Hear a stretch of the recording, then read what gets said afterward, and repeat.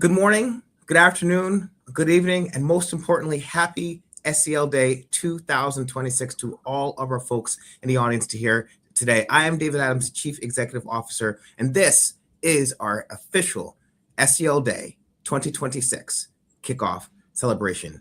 I'm joined here with some wonderful folks from across the world. I have got 5 panelists who are going to come to talk about what SEL means to them. And let's go through and introduce ourselves to the folks in the audience. I'm going to start to my left, Elizabeth Clay Roy. Tell us a little bit about yourself and why you're here for SEL Day celebration. Thank you so much, David. My name is Elizabeth Clay Roy, and I have the honor of being the CEO of Generation Citizen. Generation Citizen is a national, nonpartisan, nonprofit organization that partners with school districts across the United States to engage young people in something we call community-based civics.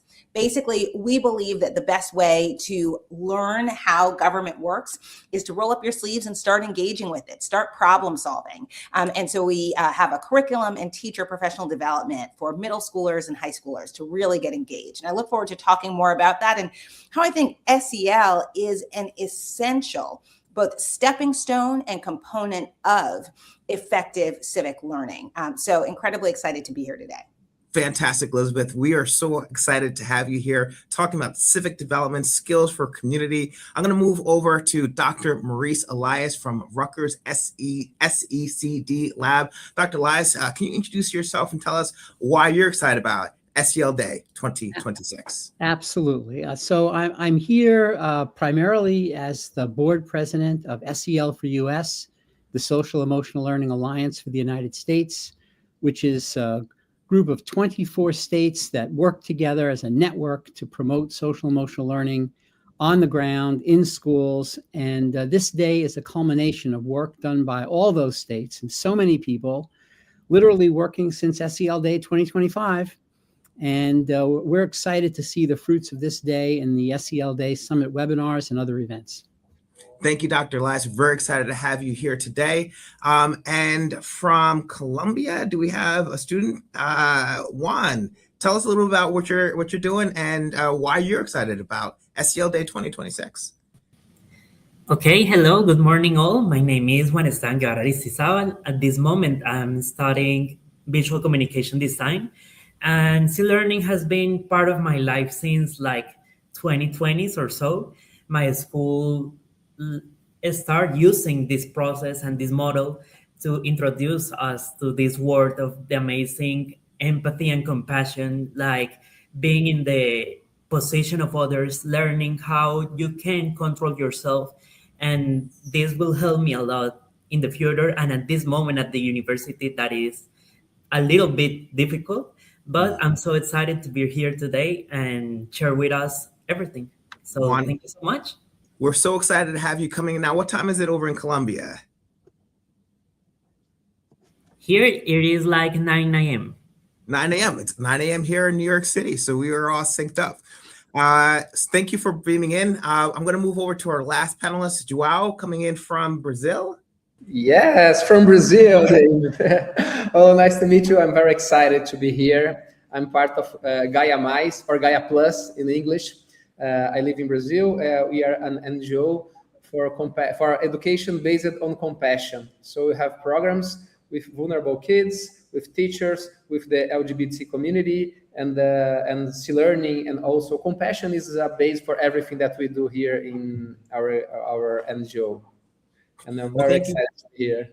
We're so excited to have you, João, and stay on because I'm going to ask you the first question. Just as a reminder, my name is David Adams, Chief Executive Officer at the Urban Assembly. We are co-sponsor and co-founder of SEL Day 2026 and really SEL Days up until now. But let's talk about, João, your work around compassion. I heard you say that you've been focused on compassion, and this year our SEL Day theme is skills for career and skills for community. How do you connect ideas like compassion to that theme? Great. We are in a world that is changing so much because of the AI mainly, and we don't know what's going to happen in the jobs in the future. We don't know what skills we are going to have jobs in the future. But I'm sure that the social and emotional skills are very needed, are essential for everyone. So I think in the world that we have today, there is very it's a lot of it's polarized with some wars in the world. I truly believe that we need to have compassion. Otherwise, I don't know where we are gonna go. So for the jobs, for the life of the people, for everyone to have a meaningful life, I think is essential for us to have compassion. Here in Gaia, we have the NGO for education, but we also have an NGO which is focused on the capital markets, the financial markets. Wow. And we also use the compassion as a base for everything that we do. Because even in the financial markets, we need to have compassion. Otherwise, we are going to finance something that is against what we believe. We are going to finance something that is against the world that we need to live. So when you have compassion in our attitudes toward others, to our colleagues, the people that we know, the people that we don't know, and when we have compassion for the future generations also, then we are going to take care of the attitudes that we have right now and the investments that we are going to have right now. So this is what I think it's so important to have this social and emotional skills, and compassion for us is the base of everything. João, I'm going to move it over to Elizabeth because you talked about this notion of polarization. Elizabeth, you might know a little bit about polarization. João talked about social emotional skills, polarization, compassion. How is this resonating with you in the work that you do over in Generation Citizen? Absolutely. Thanks for the question. And you know, it is true. We do know something about how polarization shows up, not only in classrooms, but school boards, and how it's showing up across our country. And our young people are paying attention. You know, one thing I like to say as someone who is a champion for civics education is not that we are suffering from a lack of civics education in America. Civics education is all around. Young people are absorbing and observing everything that is taking place. But often what they're seeing demonstrates some of the worst of polarization and negativity as it pertains to the public square. And so why I think our approach to community-based civics, and with SEL woven very much in, is so foundational, is that a healthy community needs to be grounded in mutual respect, right? And for us to do effective community problem solving, whether we're two neighbors discussing the placement of a fence, whether we are two groups of students talking about whether or not we should do one activity at the assembly or another activity, or whether or not we're two members of Congress from different parties, we need to have effective communication skills. We need to be able to listen and find places of mutual interest so that we can take next steps. And those skills around ethical decision-making, analysis, and kind and compassionate communication are frankly essential at every age and every stage of belonging to a community. We know for students, they begin belonging to a community as soon as they hit that kindergarten mat. And those skills develop all the way through their elementary school and their secondary school education and beyond. And so it's really our point of view that young people are not just citizens in waiting who only should learn and read books about participating in government and only begin to actually do so once they turn 18 and have reached the age they can vote, but instead that developing these skills and beginning to practice that democracy is about we and not just me is the effective foundation for us to move beyond the current level of polarization that we currently have in our society and actually solve community problems that make a real difference in the lives of Americans and folks in communities around the world. Thank you, Elizabeth. I want to bring this talk to Dr. Elias. I heard Elizabeth talking about belonging to a community. I heard her talk about ethical decision-making. I heard her say that the same skills to decide where to put a fence are the same skills where Congress needs to use in order to decide who we want to be in our communities and how. I know you've done a lot of work around not just social and emotional learning, but character development. Dr. Elias, how do you understand this notion of skills for community, and how have you lived those skills out in your own work? Well, it's so important to think of this year's theme as not just this year's theme, because what we're really doing is preparing our students for meaningful participation in all aspects of society, workplace, family, civic life. And, you know, academic skills are important, necessary, but you also have to make sure kids can read people, can read situations, can read contexts. And this has to be something that is available to every child.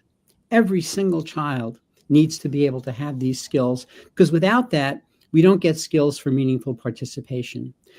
But also, we also want to make sure that we are oriented towards social justice, that this is where the character piece comes in. We need to have more conversations about common ground. We need to make sure that our classrooms and our schools stand for positive values that enable us to come together, work together, be productive. So we look at social, emotional, and character development as a unity, kind of as SEL 2.0, and as necessary as we go forward into a complex future, so to get as many children participating in that future as possible.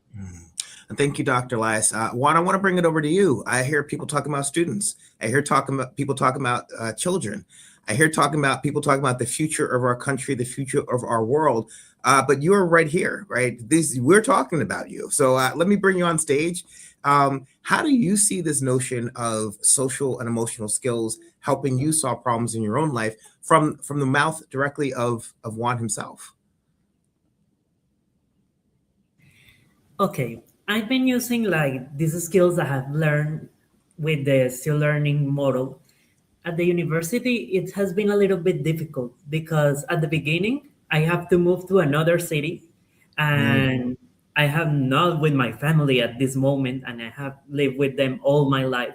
Yeah. And I think that SEL learning has a lot of skills and useful things that, for example, I have to be calm. I can call them at this moment. And every weekend I go there and see them. And this helps me a lot. You're being a good son, Juan. My mother, I visit her every weekend too. And she calls me a dutiful son. Amazing. I love it. And I don't know, like at this moment, I love learn about that and have empathic skills with others. And at the university, I have known similar cases about it.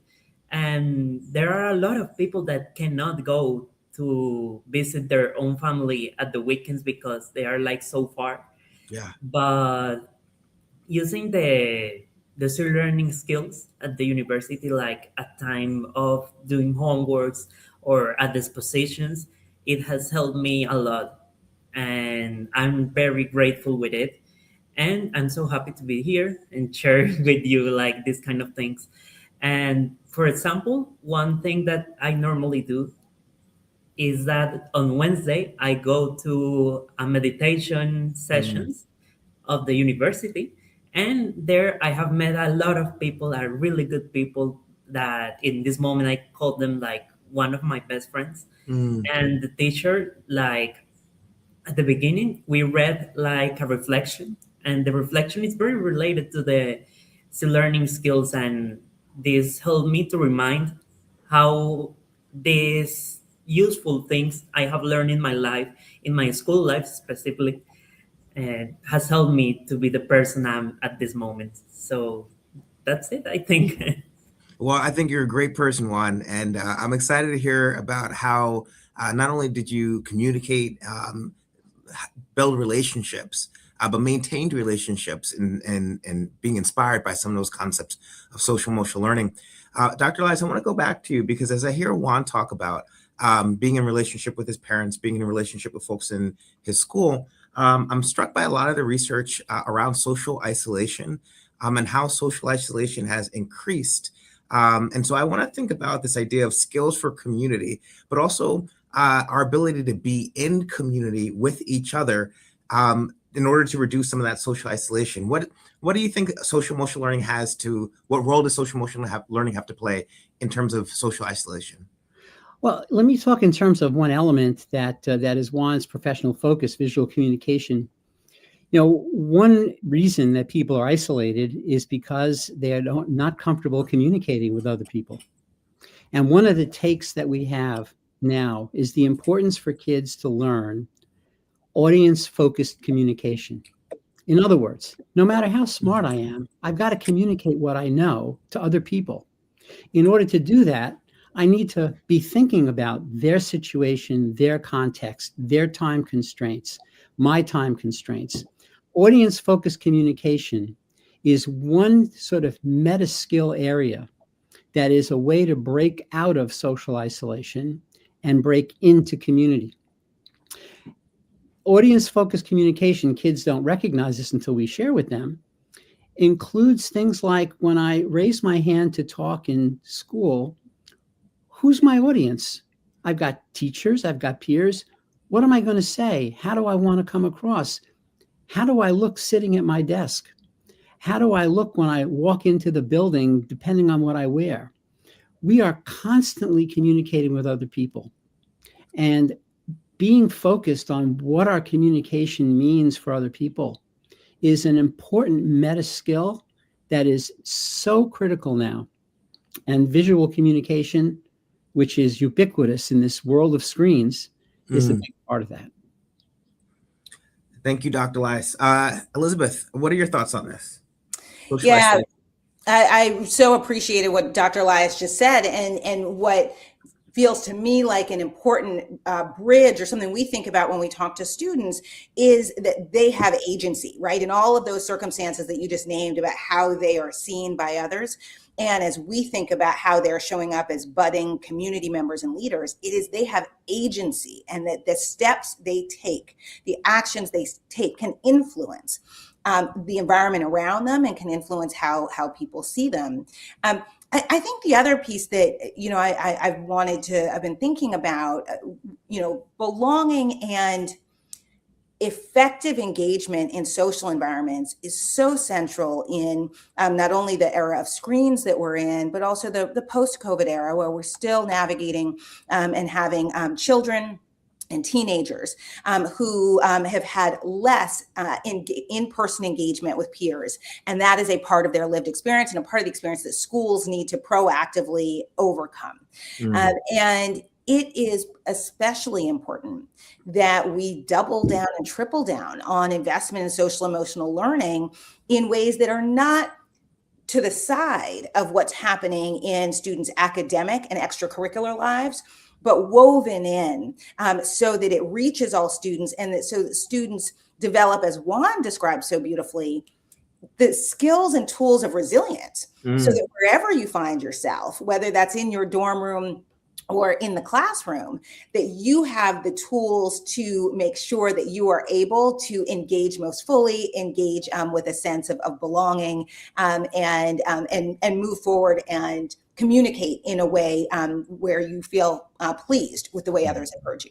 And Generation Citizens does that beautifully in terms of how you think about building community. One of the things I learned from Elizabeth is that citizens don't become citizens when they're 18. They're citizens from the day they're born. And we need to be able to participate in order to practice that citizenship.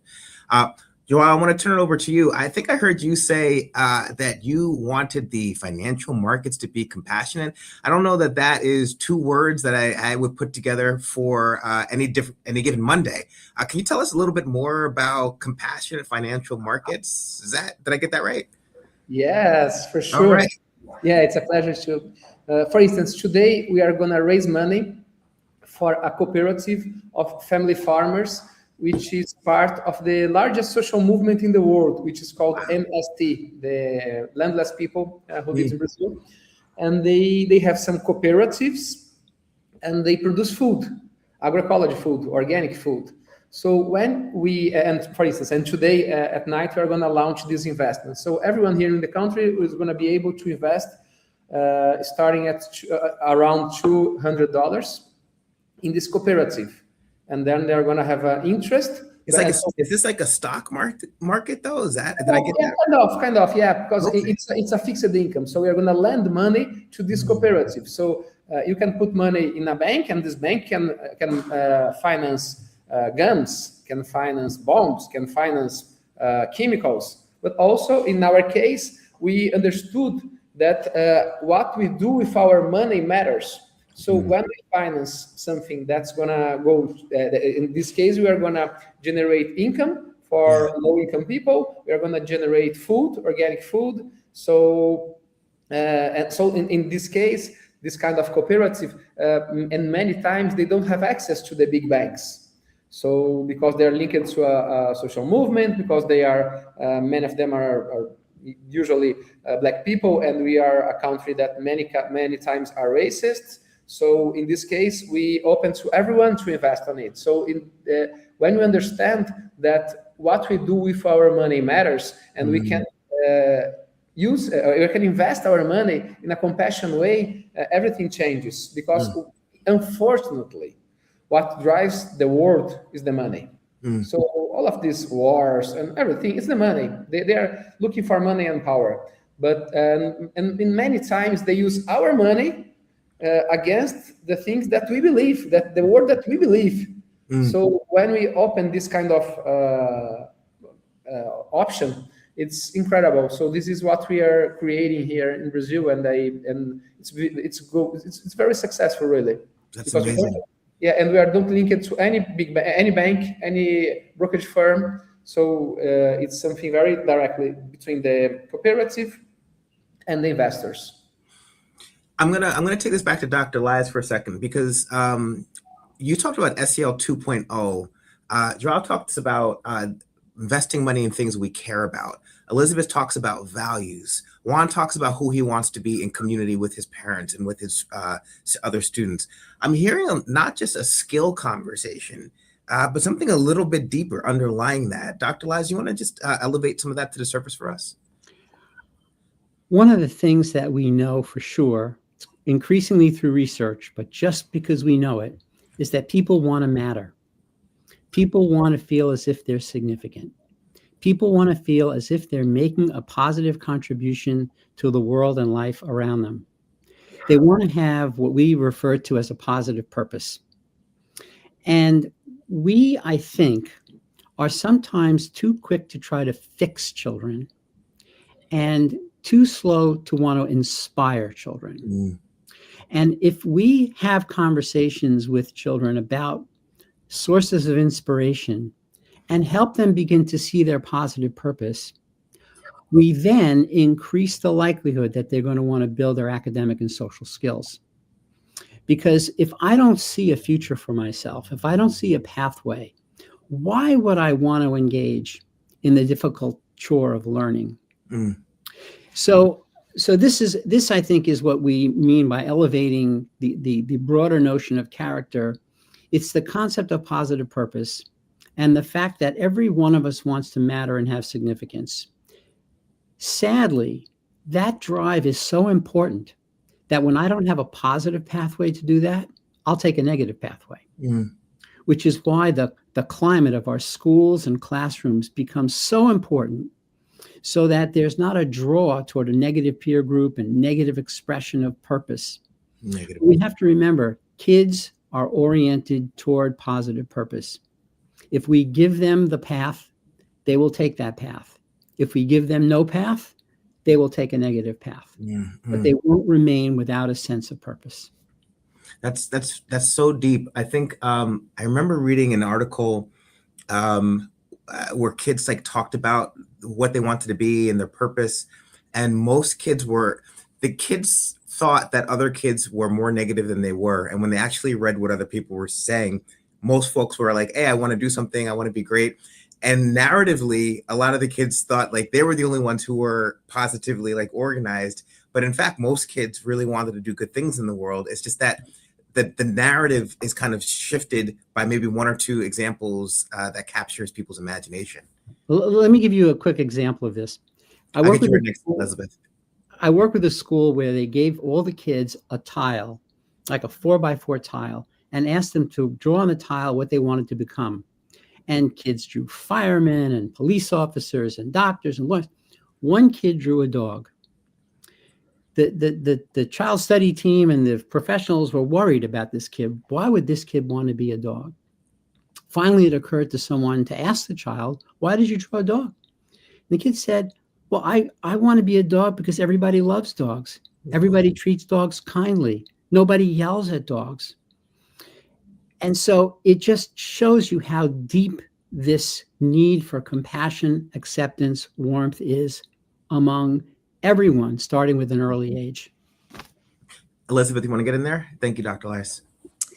I did because, the discussion you're having makes me think about some incredible students that we worked with from Urban Assembly in Brooklyn, New York. And it's such an example of both young people wanting to matter, wanting to make a positive difference, even when there are institutional constraints or ways in which they have felt marginalized by institutions. And so we saw this with some incredible Urban Assembly students in Brooklyn, New York, who, and this was about 5 or 6 years ago, were experiencing some of the same challenges around a feeling of disrespect, feeling of loss of dignity from their relationship with local police. Now, these are the same issues that have been at the forefront of some of our own nation's challenges around police community relations for generations. But these students were not only thinking about how do I raise my voice, but also thinking about how do I solve a problem. And they developed their project through their Generation Citizen classroom about strengthening the relationship between students and local police so that they would not be over-policed or feel discriminated against as they made their way from school to home and in each afternoon, wanting to be able to spend time with their friends, but also not wanting to face what they experienced as really consistent questioning and sometimes even stopping and frisking them that was showing up. Now, they're not alone. And in fact, Dr. Elias, as you described the way in which a lot of young people want to matter, well, sometimes if they're feeling a sense of oppression or discrimination, wanting to matter can show up in ways that actually end up being really dangerous for them. These young women, they were a group of young women, they did the opposite. They said, how can we come together? How can we do participatory action research to understand the experience not only of us, but other young women in Brooklyn? And then how can we present this in a way that has not only the NYPD, the police department, but also elected officials hearing and respecting us? What that resulted in was strong and powerful partnerships with local organizations that support student safety and student dignity, but also the creation of an annual event between students and local police officers so that they could get to know each other as people.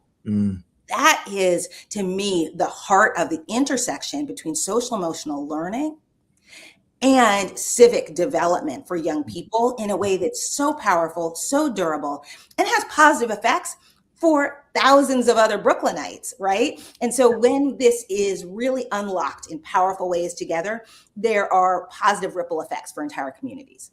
I really appreciate that, Elizabeth. I actually just went out to that event maybe a month or two ago, and I was certainly inspired. And you're absolutely right. This wasn't just for our kids. It was for all students in that area to build relationships. So those are certainly skills for community. Juan, I'm going to come back to you. So Dr. Elias talked about this notion of positive purpose. We talked about this notion of inspiration. What's inspiring you these days? What gets you motivated? What brings you a sense of purpose in terms of what you do day to day in your life?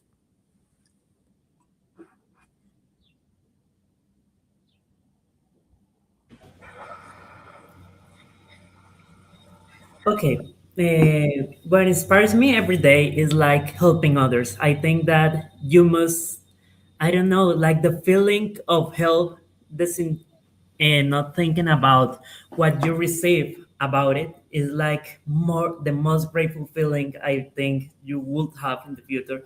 And the university, they like inspire us doing this because the university has like a social view of the world and always like trying to help and improve everything you would have. And I think that my career that is design, you would help more like in the visual thing. And I think that most of the people has to learn how to use empathic and the visual design is one of the most empathic, like, kind of things that you can do. And I don't know, like, there are many values that you would use at designing. For example, thinking about the people that don't see colors well, or using the typography that most people could read. And I think that audience-based design, right? Like, yes, for your audience. Yeah. Designing like for everyone, like, okay, we are like a community, not only saying like, oh, there is this group and this group. No, we are a whole community, and we can help each other, like understanding and being part of it. And like you said, everyone wants to be part of something. And when you design for someone or a person that needs something, at that moment you like, oh, I'm very great and very happy to help others, and being like in a world, like, is more a community and not like each person is a different. I appreciate that one.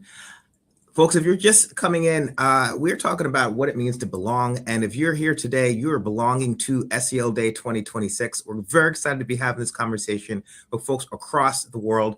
And I'm going to go over to João. And João, when I go to church, we talk about the good news and spreading the good news. What's the good news you'd like to celebrate around SEL Day? What's something that's getting you inspired? What's the reason you think about your positive purpose? And what do you want to tell our audience about what they can do to create a sense of agency and community on this SEL Day 2026? João from Brazil. Great, David. Yeah, I want to celebrate two things. The first one is our program, Corações e Mentes LGBT, which is Heart and Mind LGBT, which is our social and emotional program for the community, has been officially recognized as certified social technology by Fundação Banco do Brasil, which is a kind of a recognition for everything that we are doing, and is a kind of a technical recognition that it works. So we are very, very happy with this. And another thing that we'd like to celebrate in this day is that this week we are going to start in Gaia Plus, our 42nd, 43rd, and 44th cohorts for teachers all around the country, in which we are going to impact more than 1,000 teachers in this program that's starting this week, sorry. Today starts the 42nd cohort. So we have achieved more than 27,000 teachers all over the country. So I'm very happy to celebrate these achievements of Gaia. Fantastic. So you've been recognized as a social technology. You're launching your 42nd, your 43rd, and your 44th cohort. You're going to get about 1,000 teachers to add on to the 27,000 teachers that you have already supported in terms of bringing compassion across Brazil. Did I get that right? Exactly. We have achieved more than 500,000 students through these teachers. We form teachers, and these teachers impacted more than 500,000 students in the country. And so it sounds like you have your sense of positive purpose. Nobody has to have a conversation with you, João, about what you're trying to do. Yeah, definitely. Well, thank you. I'm going to go to Elizabeth. What's your good news around social emotional learning, around the work that you're doing? What are the things that you are proud of, and how do you elevate your sense of positive purpose? Thanks so much. You know, what I think is that while this is a time of great contestation over what's happening in American schools and American education, there is a lot of enthusiasm and support for civic learning, particularly as America commemorates 250th anniversary since the Declaration of Independence and the American founding. And so this is a period, and really the next 15 years between the 250th of the Declaration of Independence and then the 250th of the Constitution in 2038. This is a period of deep introspection and reflection, but not only being done by adults and community leaders, but by young people. So I'm really celebrating that Generation Citizen has kicked off a few months ago our Future 250 initiative, where we are engaging young people in freedom dreaming about the next 25 years, the next 50 years, even for those whose minds can expand that far, the next 250 years. Wow. And I see this as related to social emotional learning because young people deserve not only to be grounded in the current realities of our political environment, right? We're always telling young people, you know, you are our future, but they need the space, the intellectual space, the time in school and in after school settings, and the respect from adults around them to give them the support to just imagine, what do we want our communities to be like? What do I want my neighborhood to be like? What do I want my country and my world to be like? And so we are hosting events with schools, with organizations around the country to support young people's development of civic imagination. I see civic imagination as connecting some of the skills of social emotional development and civic learning. You know what I love about that, Elizabeth, when we talk about Future 250, every version of society started out with an idea, with somebody imagining what they wanted it to be. And I think sometimes we get complacent. We're like, this is what we live in. But like somebody one day thought we don't have to live like this, or maybe we could live like that. So I think this re-envisioning, this Future 250 of what we want to be, how we want to be in community is inspiring to me. So I'm so excited to hear Generation Citizen is going after that and helping inspire our youth to imagine their role in our society. Over to you, Dr. Elias. What is your good news? What's inspiring you? What's bringing you positive purpose? What do you want to share on this SEL Day? Yeah, I just want to take us back to 1997. That was when the book, Social and Emotional Learning Guidelines for Educators, was published. And if you go back and look before 1997, you'll hardly see the term social emotional being used anyplace. Wow. And if you look after 1997, progressively you see it being used more and more. More people today than ever are recognizing that social emotional competence and character are essential for success in school and life. Even people that don't like the term social emotional learning want their kids to have life skills, skills for success, skills for resilience. We see the term social emotional being used in media in many contexts. If you look at it, you'll see it's coming into common use. So the good news, the great news is we have come, I think, farther than we appreciate. And we can't be discouraged by the politics of what might be going on around social emotional learning. We need to stick to the substance of what we know kids need for success in school and life. Dr. Elias, you just reflected on this notion that, and you were one of the founders of this idea of social and emotional learning. And in 1997, the concept, the idea, back to Elizabeth's point, it didn't exist. And you all imagined what the world would look like if young people had these skills. Can you just tell me a little bit more about what that imagination was? What was the 1997 imagination of a world where all young people have the opportunity to develop social and emotional skills? Well, the 1997 imagination, honestly, was a little bit limited because we thought about the importance of these skills in the abstract. We didn't think about the importance of these skills to do certain things. And that's why when CASEL was first developed, it was called the Collaborative for the Advancement of Social Emotional Learning.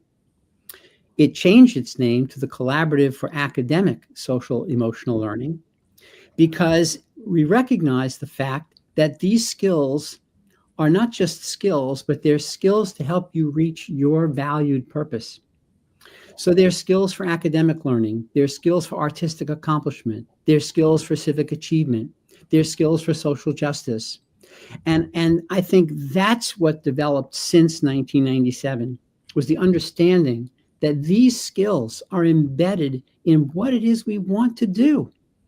And so if we build the skills, we build our capacity to accomplish our most valued and cherished outcomes. I love that.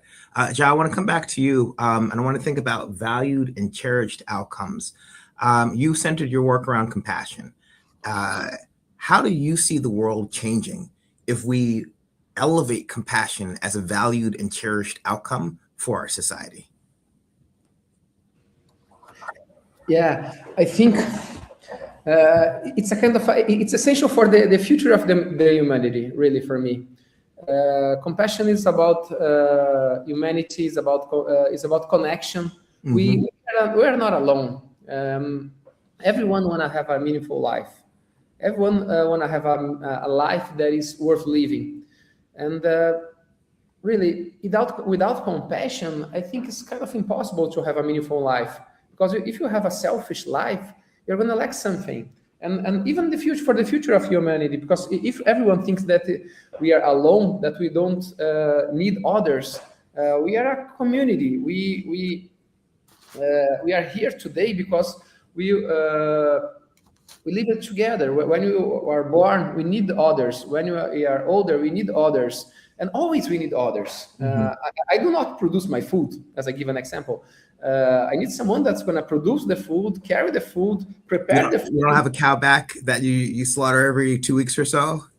Exactly. So this is what I think compassion is something that is really essential for everyone. And it's the opposite of the individualistic vision of the view or the life.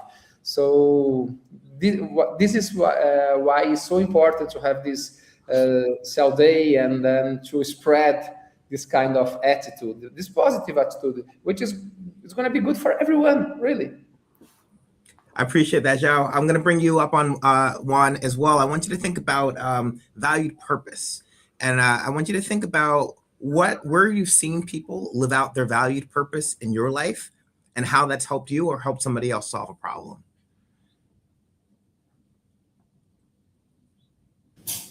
Okay, like I think that when you have a purpose in your life, this might help you like, okay, I have like a goal and I have to reach it. But in this case, I think that everyone would have a goal like similar to think about people and think about, okay, I have a community, I have like all these people around me, and if I would help them in some kind of way, I could help them and I can help them in a way. I think that you would like be very grateful and be very happy with you.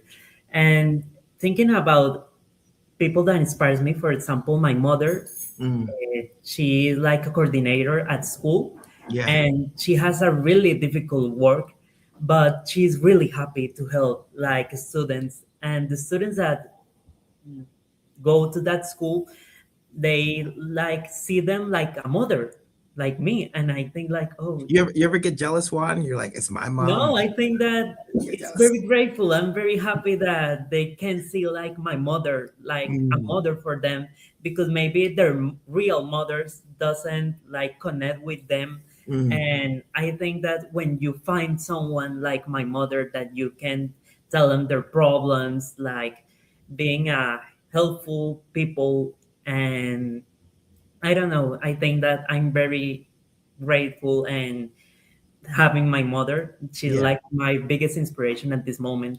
And I would like in the future being like her, like help others like in this kind of way.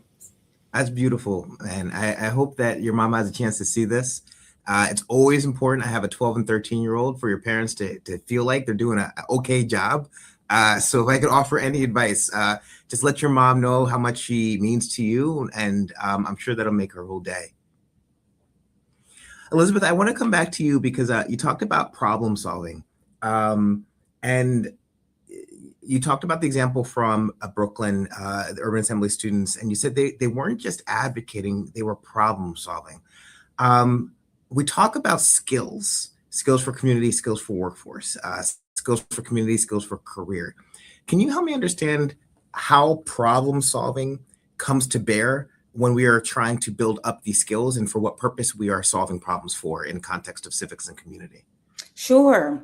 You know, the very beginning of a Generation Citizen community-based civics semester is we're asking, and teachers are asking young people to identify the issues facing them in their community.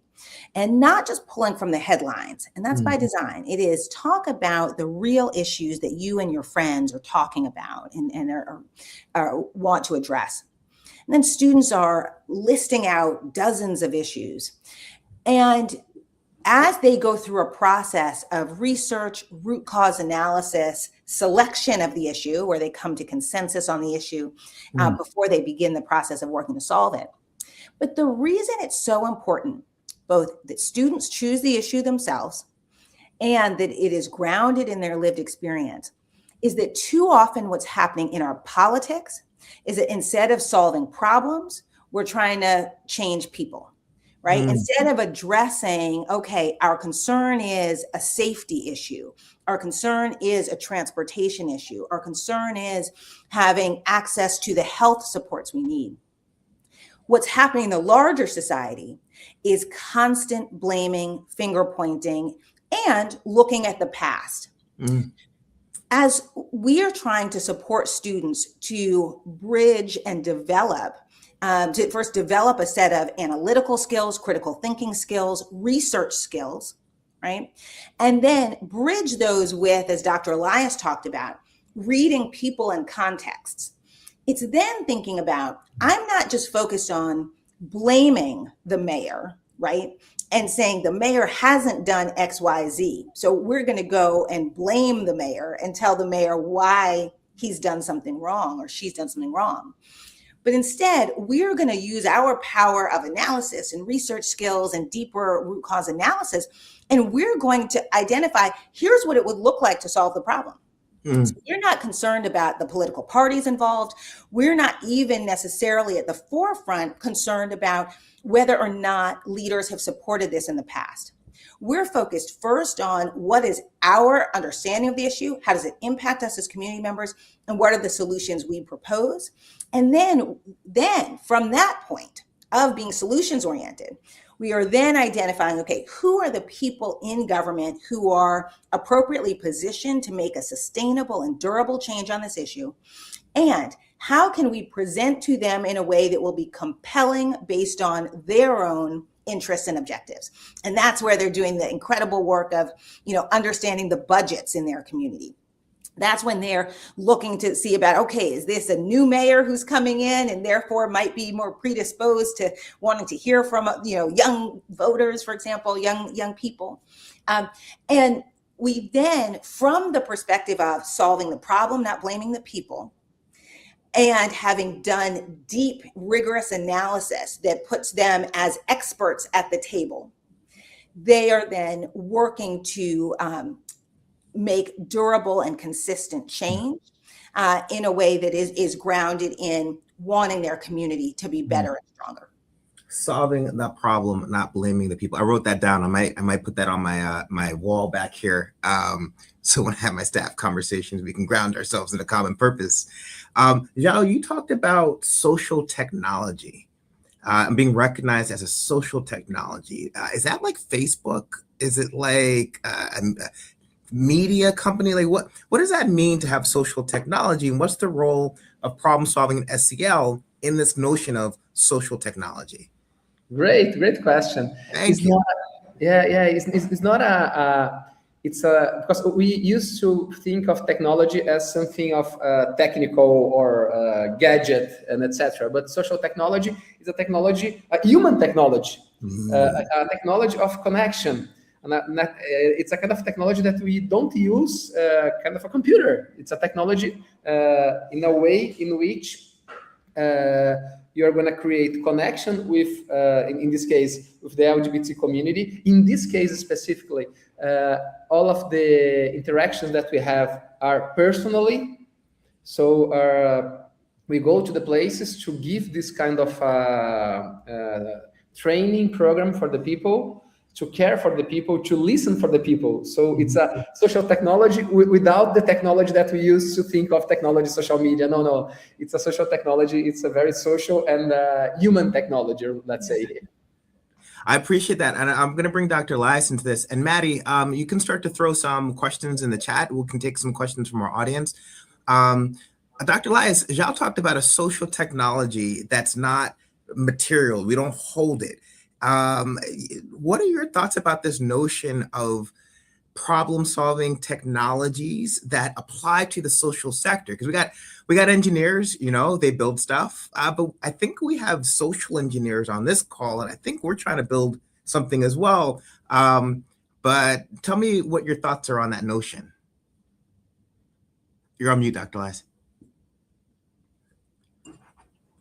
Everybody on this call has outstanding problem-solving skills, or we wouldn't be here.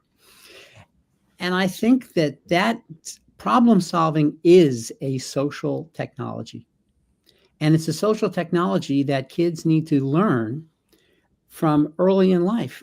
One of the first social emotional learning curricula was I Can Problem Solve from Ernest Shore and George Spivak, which started with preschool children and began to teach them the rudiments of problem-solving thinking. For example, the concept of else.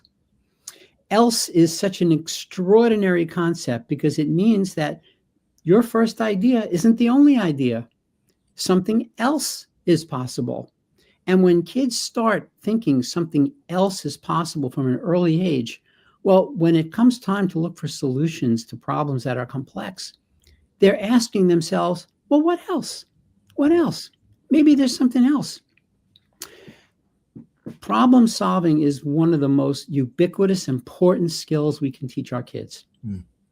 And we need our kids to have a problem solving strategy. And so intentionally ensuring that our kids emerge from K-12 education with a problem solving strategy that they can take with them into civic and community life is one of the greatest gifts we can give kids. And problem solving is a great example of a social technology. Amazing. Thank you, Dr. Elias. All right, looks like no questions from our audience. So I'm going to ask us all a question from me. And it's about what you'll be doing to celebrate SEL Day for yourself. And I'm going to start with Juan. Juan, what is your SEL Day plan? What are you going to be doing? Are you going to call your mom? What's going on? Okay, at this moment, I think that first of all, I would go to class. I have a class right now, even right now, but I think that, yes, maybe at the afternoon, I will call to my mother and tell her how amazing this space is and how important it is, like having people like you, like always think in community, in values, in compassion, and how this makes me very happy. Like, okay, there are still people that think in others, that not only think of themselves, but they think of many of the people that are in the world. And I think that with these little steps, we will make a beautiful and great world in the future. And like the doctor said, at a moment, the kids are really important at this moment. And I think that if you introduce them in this world of compassion and empathic, I think that they will have a really good future, and the future will be very happy and likely. So amazing. Thank you very much. All right, Juan, you're going to class. You are also, though, appreciating folks like yourself who remind us that we can build a better future, and it takes each of us to do so. So we see you, we appreciate you, and tell your mom on my behalf that you appreciate her. So thank you for that. João, what are you doing for SEL Day? Great. In the afternoon, I'm gonna eat a chocolate cake. Okay. For SEL Day, or just eating chocolate cake because it's Monday? No, really, it's because it's the birthday of a colleague here in the office. So, but it's another reason to celebrate eating this chocolate cake. Amazing. Yeah. But I really feel energized after this conversation. Really, it's I loved it. And we are finalizing the preparation of the next investment, the compassion investment that we are preparing for the people to invest in the small family holders cooperative. So really, I'm very energized. And when I eat the chocolate cake, I'm gonna think in this SEL Day celebration. Thank you, João. I'd love to think about chocolate cake being a part of everybody's SEL Day celebration, but I am not. So I'm not overly humble as to prescribe people how they want to make that happen. But I think chocolate builds community every single day. But thank you for the work you're doing. Congratulations as being recognized as a social technology. And I hope the work that you do continues to spread compassion across Brazil and the rest of our world. Coming over to you, Elizabeth, what is your SEL Day celebration plan? Sure. So first we'll talk about how I'll celebrate it as a leader with our team. We have staff calls on Mondays, and actually today's staff call is all about our team culture. So it really is an opportunity to live into and reflect the kind of culture we're creating and how we strengthen a culture of belonging and inclusion on our team and for our success. You know, what I'd also like to do at work is really connect with some of my colleagues who have been taking the lead on our curriculum development and really looking at those intersections with our incredible partners at Urban Assembly and schools across the country, and also exploring new partnerships and seeing whether or not there are other schools that might be interested in really engaging in community-based civics and see that as a powerful way to celebrate SEL Day. And the last is as a parent. You know, my daughter is a sixth grader and she's starting to engage in middle school sports. And, you know, I was talking with her over the weekend about having a growth mindset. She said, you sound like she gave the name of her school counselor who does their SEL programming. And it was a reminder of how important it is for me as a parent to be aware and recognize my daughter's school as a partner in supporting her social emotional development. So I'm excited to go and cheer her on at a race later today and encourage her to continue growing in that sport. Amazing, Elizabeth. So we're actually in community, Urban Assembly Generation Citizen, working together to think about how we can support each other vis-a-vis community development, civic development, and social and emotional skills. It sounds like you're going back to your daughter and recognizing the role schools play in supporting the social emotional outcomes of our young people. And you're going to get on that team call and put a little skills for community out there, as well as skills for career, because career is a part of our community. Thank you, Elizabeth. Dr. Elias, ending off with you, what is your plan for SEL Day 2026? Well, my plan is to do a webinar at noon Eastern time as part of the SEL Summit, Brick by Brick, a leader's guide to bringing social emotional competence and character into schools. And I just want to give a shout out to Bill Trusheim of SEL for NJ and the founder of New Jersey Alliance for Social, Emotional, and Character Development, who has really put the most effort into creating the summit, a series of webinars going till I think 6 o'clock this evening, featuring a lot of members from SEL for US. Fabulous webinars, practical, important, grounded. And I think that's going to be a great way to celebrate SEL Day, is to tune into one or more of those. All right. It sounds like if you didn't know, now you know. There is a full day webinar series coming out from SEL for US, from SEL states across the country, talking about practical applications of social and emotional learning for skills for community, skills for career. Did I get that right, Dr. Elias? Absolutely. Well, we are very, very grateful, and I am very, very grateful to have each of you here today. We had folks who are doing national work. We had folks who are doing international work. We had students who are just about to be late to class because they participated. We had folks looking at compassion across the world and across their country.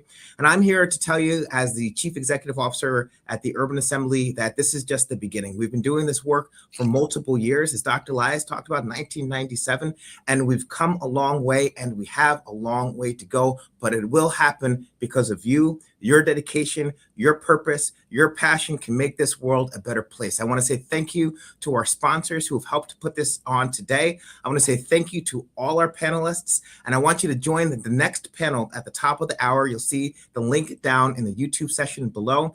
SEL Day 2027 official kickoff celebration has begun. Skills for community, skills for career. Have a great day. If this was helpful, would you please comment, like, share, and subscribe? The Emotional Intelligence Network is your community to grow and practice EQ. At 6 Seconds, that means being smarter with feelings. And we're here to provide practical, proven EQ tools so workplaces, schools, and people can thrive everywhere in the world. Be sure to visit 6seconds.org to find the complete suite of resources, assessments, and programs. Thank you for watching.